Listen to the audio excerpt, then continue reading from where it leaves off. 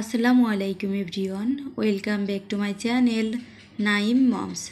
চলে আসলাম নতুন আরও একটি রেসিপি নিয়ে আপনাদের মাঝে। আমি এখানে কাতল মাছের মাথা দিয়ে মুড়িঘণ্ট করেছি।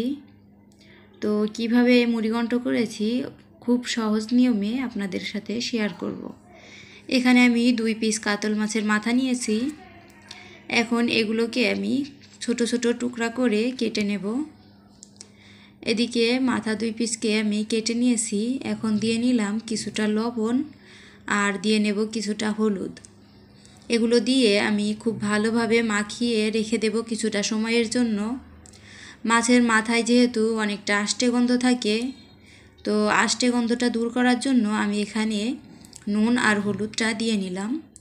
এখানে কিন্তু লেবুর রসটা দিলে আরও ভালো হয়। তো এদিকে নিয়ে নিলাম কিছুটা মুগ ডালটা দিয়েই কিন্তু আমি মুড়িঘণ্টটা করব।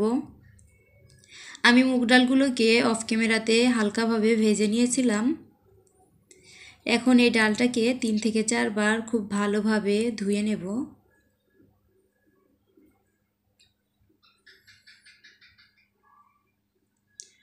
ডালটাকে ধুয়ে নিয়ে আমি এখানে 2 কাপ পরিমাণ পানি দিয়ে নিয়েছি আর এখানে কিছুটা লবণ দিয়ে নিয়েছিলাম। এখন ডালটাকে আমি ঢেকে গ্যাসটা অন করে সিদ্ধ করে নিব।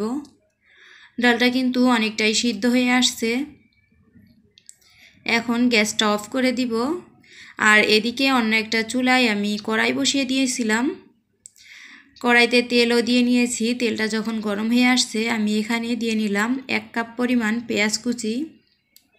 পেঁয়াজটাকে খুব ভালোভাবে ভেজে নেব। এতক্ষণ পর্যন্ত যারা আমার ভিডিওটি দেখছেন প্লিজ একটা লাইক দিয়ে নেবেন। আর যদি কোনো নতুন বন্ধু এসে থাকেন তাহলে প্লিজ আমার চ্যানেলটিকে সাবস্ক্রাইব করবেন, পাশে থাকা নোটিফিকেশন অন করে রাখবেন পরবর্তী ভিডিও দেখার জন্য। তো পেঁয়াজটাকে আমি ভেজে নিয়েছি। এখন এখানে আমি কিছুটা পরিমাণ আদা আর রসুন বাটা দিয়ে নেব। আদা রসুনটা আমি একসাথে বেটে রেখেছিলাম, এগুলোই দিয়ে নিলাম। এখন এগুলোকে পেঁয়াজের সাথে আমি খুব ভালোভাবে ভেজে নেব।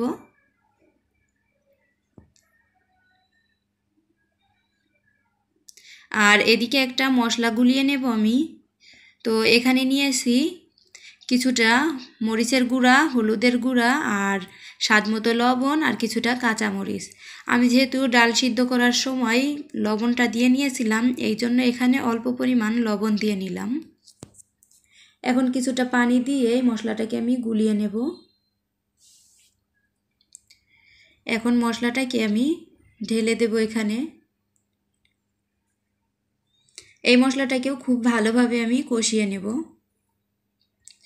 এখানে আর আমি পানি ইউজ করব না, যেহেতু মশলা গুলানোর সময় পানি দিয়েছি। এই পানিটা দিয়েই আমি মশলাটাকে খুব ভালোভাবে কষিয়ে নেব। মশলাটা কিন্তু আমার কষানোর শেষের দিকে। এখন আমি এখানে মাছগুলো দিয়ে নিলাম। মাছগুলো কিন্তু আমি খুব ভালোভাবে ধুয়ে নিয়েছি কয়েকবার।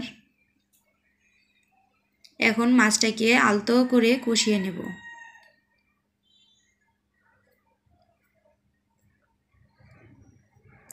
এ পর্যায়ে কিন্তু চুলার জালটা মিডিয়াম টু লোতে রেখে মাছটাকে কষাতে হবে।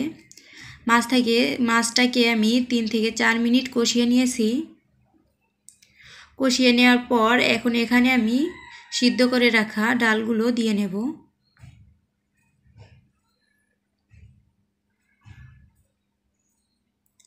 ডালগুলো দেওয়ার পর কিন্তু আমি খুব ভালোভাবে নেড়েচেড়ে মিশিয়ে নেব। ডালগুলোর সাথে যেহেতু পানি ছিল, এই জন্য আমি কষানোর জন্য কোনো পানি ইউজ করব না এখানে। এখন এগুলো খুব ভালোভাবে মিশিয়ে আমি 5 থেকে 7 মিনিট কষিয়ে নেব।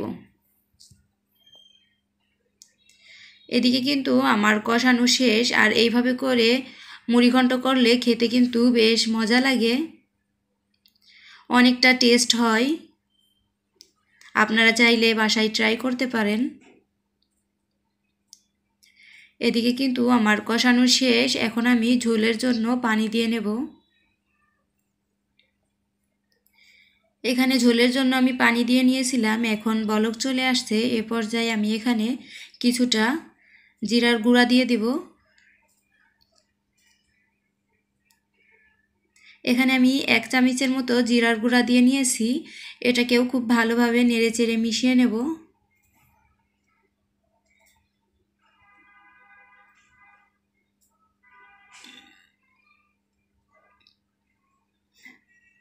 এগুলো মেশানো হয়ে গিয়েছে। এখন আমি ঢাকনা দিয়ে ঢেকে 5 থেকে 7 মিনিট চুলার জালটা বাড়িয়ে রান্না করে নিয়েছি। এদিকে কিন্তু আমার রান্নাটা প্রায় শেষের দিকে। এখন আমি নামিয়ে নেব। তো আমার রেসিপিটা যদি আপনাদের কাছে ভালো লেগে থাকে তাহলে সবাই আমার সাথেই থাকবেন। এতক্ষণ আমার রেসিপিটা দেখার জন্য সবাইকে অসংখ্য ধন্যবাদ। আল্লাহ হাফেজ।